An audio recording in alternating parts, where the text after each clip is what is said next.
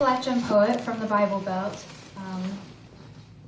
a very small town in Virginia, and I want to start with a love poem, a sonnet, a broken sonnet. The form is broken, just as the marriage in the poem is broken. It's not a beautiful and loving relationship, it's cold, confining. White wire. Fence my eyes with chicken wire. Call me your foiled bride. The pale pink darnings of yestercade are nothing more than a forgotten study on a dusty floor. The white lace train hawks over the mountain, hunching its back against the cold. The wood stove of my childhood will asphyxiate me yet. The only color I'll know now is dried flowers tied with ribbon in a shoebox in the snow. My reed neck in biplicity, my domed cathedral of a throat lying dormant like hornets in a nest of spit. Who tells them to hum the score you wrote for me? My favorite part of the Bible is Revelations, the end of time. This poem is based on one of the 4 horses of the apocalypse in Revelations. Rain. Carcasses fell in the wilderness, Hebrews 3:17. You demanded regicide before I ever claimed my kingdom, before I could see sawhorses lift and drop their fleshy necks, left to pasture in warehouses of dust, before the rain fell in my eyes and I looked up to the rusty sky, blinding myself to the world I used to know. Yes, the ring of blue in my fire-lit eyes blackened and flickered away. The grapevine wreath atop my head, no longer a crown or halo. My skin turned sepia after years in these heels, my hair twined in a bow of victory. I am now your unstable tabernacle, draped with cloth and set with silver, the white whiskery fringe on my chin, my 4 smoothed feet digging into the ground at your hebdomadal feast. Your knees bump into my ribs. My temple pulses with the life beneath. Trample your goldenrod. Pick your own berries. Break me if you want, but know the pieces will take root. I don't kneel for you, but for the purple sage at your feet. And all we've got left is the wrath of change and the rash that comes without it. I like the dirt between my toes, the moths between my lashes. My chestnut brethren stand taller, but I make a stronger wicker.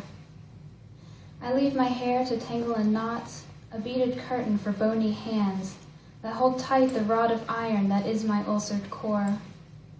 Whisper again how you'll split me in pieces one of these days. Sharpen me into an arrow. Mark me with my new name. Rulers, after all, are meant to conquer. Let the day of reckoning begin.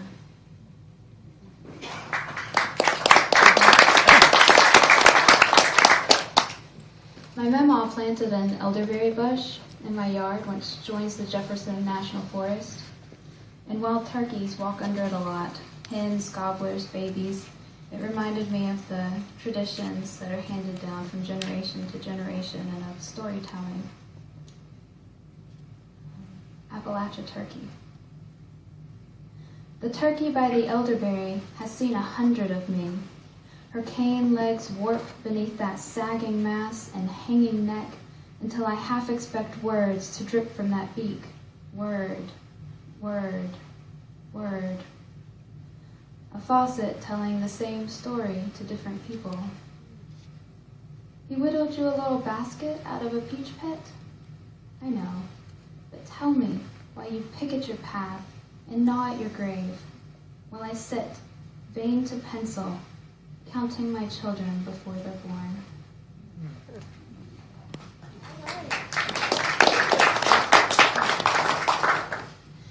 This is a poem about growing up in Appalachia. It's a sort of quilt of my world, just images and biblical references all stitched together to make a whole.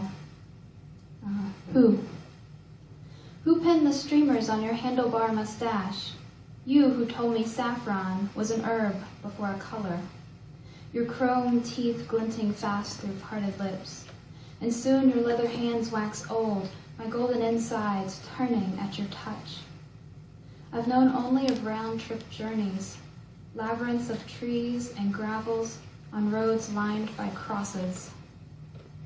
In what corners I cower to stay pale, branded by choice. My moth-eaten bones long for the land. They push against my skin, which barks in pain, and hunker down in droves against my feet. And the petals fall like rain. And the petals fall like rain. Your airs of ginseng stock. No one drinks as much as me, or strangles near as often. In our shadow boxing days, full of flowers flattened in wax paper, I wrote you letter after letter, dozens of words herded about the page by a weary hand. I've gathered rocks with a child, walked in the footprints of horses. Now there's a fingerprint on the mirror I like to never saw for looking. No wonder you forgot it when you packed up and left. The crinoline bushes rustle, their soft, bruised hands always watching from their window over skillets of water and air. The morning dove calls me back in at night from the shadows with that truth-shut tongue that lingers smooth and calm on time breath. Ooh, ooh, ooh, ooh. With that tender voice that grinds my bones to ashes and drives my tears from their skullward homes. I'll get a hoft of your exhausted memory yet. O you partaker of thread and needles, do not call for me when I am banqueting on grief.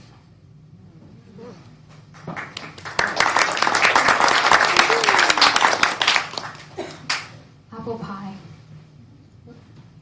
The old apple tree leans to us, as if to tell a story only we should hear. We lean into the branches of hair, heavy with green and yellow apples, the occasional red tinge, and pluck apple after apple, each branch bending over and whipping back as more apples rain down upon us. We pick the busted ones to carry separate, to toss to the horses through the wire fence. Then we carry our box past milkweeds turning to fluff, past the red-spotted purples walking on thistles, a salamander crawling through uncovered stones by the trickling creek, a rabbit running in the forest, the golden eagle crying, "Run!" A sugar maple dropping crimson crowns in the gentle breeze. One of the apples in the box has red stripes on its sides, scars of beaten ripeness, bars for a cage of opposites red and green. The deer are colorblind and cannot see them. A young buck gnaws through the red bars and never notices. Adam and Eve ate just one bite apiece, and so we know something. Imagine if they'd eaten the whole apple, all the apples, a full harvest. What would we know then? Would we see each other's scars, each other's cages? My mother, clothed in peonies, stores her youth in a pie pan. Only on certain afternoons does she show it to us children, pulling out the small glass bowl, wide with its fluted collar. She knows her measurements by eye.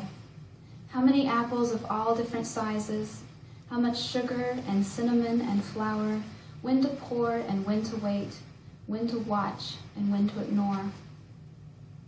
I love the deer rearing up to get an apple still left on the tree, thunder beckoning new growth, the sun disappearing behind a nimbus as the round pie emerges from the oven, golden and steaming. I love the way this could be any year, and we could be any age. If this were a photograph, and we were supposed to guess only by the pie.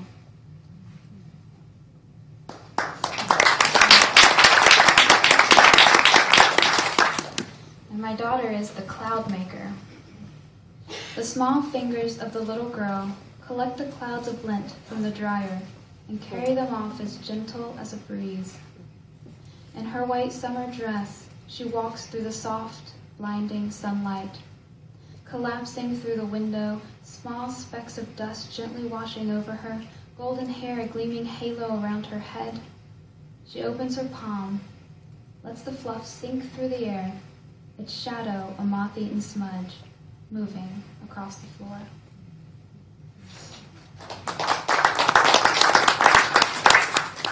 The manuscript I'm working on is called My Mother's Kitchen, and this is the title poem.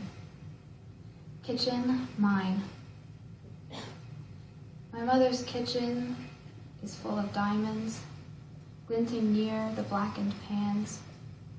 I wash the dishes after supper in the shadowy sink filled with regret. In the kitchen full of diamonds, we see the knife blades gleam. I think those knives are diamonds hidden in their sheaths. In my mother's kitchen full of diamonds that we must mine for on the shelves, hope is our canary. We let it die to save ourselves. Thank you.